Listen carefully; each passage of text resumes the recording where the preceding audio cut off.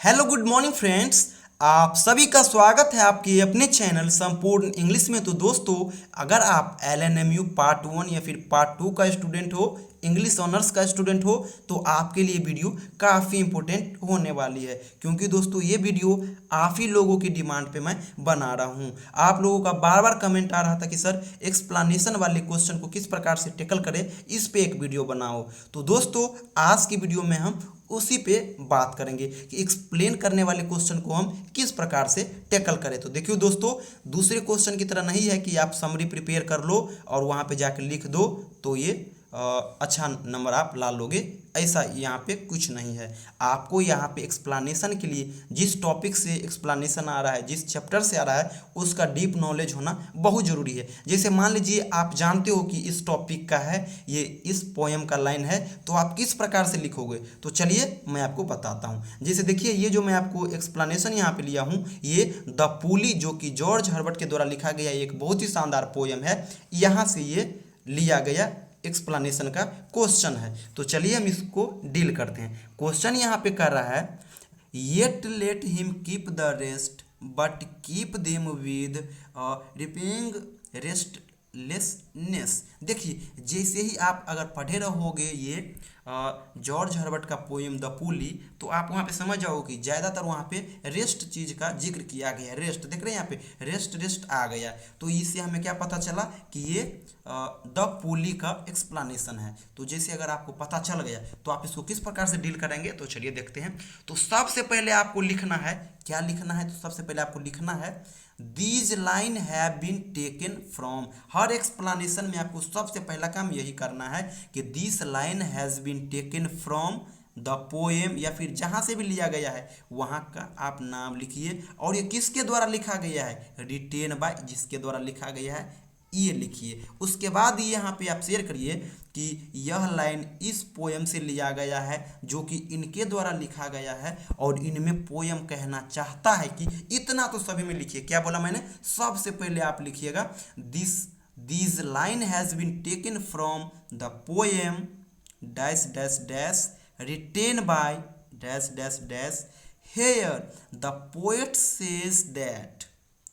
यहाँ तो आप हर क्वेश्चन में लिखिएगा, और उसके बाद आ जाता है कि जो आपके पास यहाँ पे क्वेश्चन है एक्सप्लेन करने वाला, आप उसी को जस्ट, अगर आपको नहीं आता है, इसी को बस तोड़ मरोड़ के लैंग्वेज में लिखते हुए इसको आगे बढ़ाइए। डेफिनेटली मैं कह रहा हूँ कि अगर 5 नंबर का ये क्वेश्चन होगा तो 3 नंबर आपको मिलेगा ही मिलेगा। लेकिन अगर थोड़ा भी लैंग्वेज पे अगर कमांड है तो आप डेफिनेटली इसको 5 में से 5 भी ला सकते हो, इसमें कोई बड़ी बात नहीं। तो चलिए इस एक्सप्लेनेशन को हम कवर करते हैं। तो यहाँ पे रेस्ट की बात की गई है, यानी जैसे ही रेस्ट की बात आए तो आप तुरंत याद करना कि ये पोएम क्या कह रहा है। और अगर आप पोएम नहीं पढ़े हो तो इसके लिए इस वीडियो के डिस्क्रिप्शन में मैं उनका लिंक दे दूंगा, द पुली का, जो कि जॉर्ज हर्बर्ट के द्वारा लिखा गया है। मैं इसको बहुत अच्छी तरह से समझाया हूँ, जैसे ही आप समझ लोगे इस एक्सप्लेनेशन को भी आप इजिली कर लोगे। तो यहाँ पे ये होता है, रेस्ट नाम का चर्चा इसलिए यहाँ पे किया गया है क्योंकि यहाँ पे पोएम में गॉड बहुत खुश होते हैं जब वो मानव को बना रहे होते हैं। भगवान के पास एक ग्लास होता है जिसमें ब्लेसिंग भरे हुए होते हैं, बहुत सारे होते हैं, strength, manner, beauty, wisdom, honour, सारा चीज़ होता है। लेकिन वो इंसान को ये सभी चीज़, सभी गुण इंसान में दे देता है, लेकिन वो रेस्ट नहीं देता है। क्यों?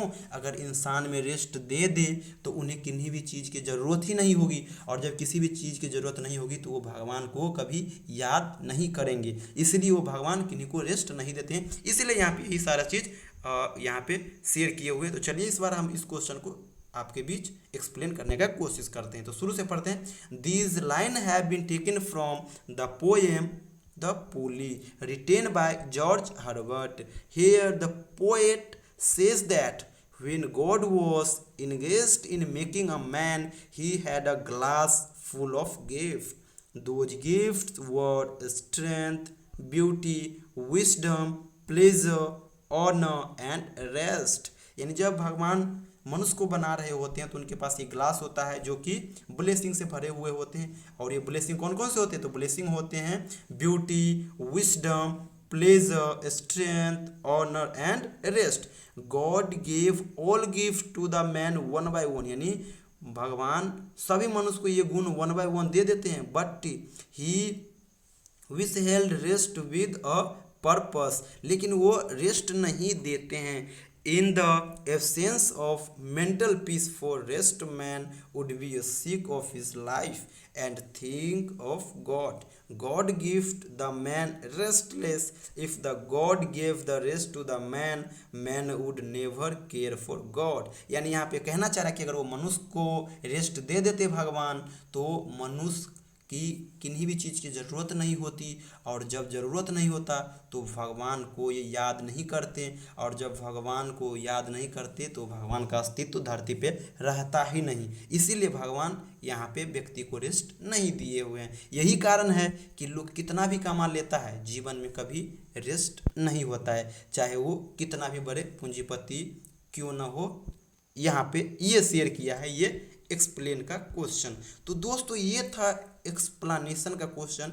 इसी प्रकार से हम क्वेश्चन को टैकल करते हैं, लेकिन देखिए एक्सप्लेनेशन के लिए कोई जादुई टिक नहीं है, बस इतना है कि अगर आप जानते हो कि इस पोएम के द्वारा, इस पोएम का ये लाइन है और इनके द्वारा लिखा गया है, सिर्फ दो चीज़ अगर आप जानते हो तो मैं आपको विश्वास दिलाता हूं कि जो मैं आपके बीच यहाँ पे शेयर किया हूँ, जिस प्रकार से बताया हूँ, अगर उतना आप करोगे तो डेफिनेटली 5 मार्क्स में से 3 मार्क्स आपको मिलेगा ही। तो दोस्तों इसी तरह के और वीडियो देखने के लिए, इंग्लिश लिटरेचर से रिलेटेड वीडियो देखने के लिए हमारे इस यूट्यूब चैनल संपूर्ण इंग्लिश को सब्सक्राइब करें। तो दोस्तों यहीं पे रुकते हैं, मिलते हैं आप लोगों से अगले वीडियो में। Thank you so much. जय हिंद, वंदे मातरम।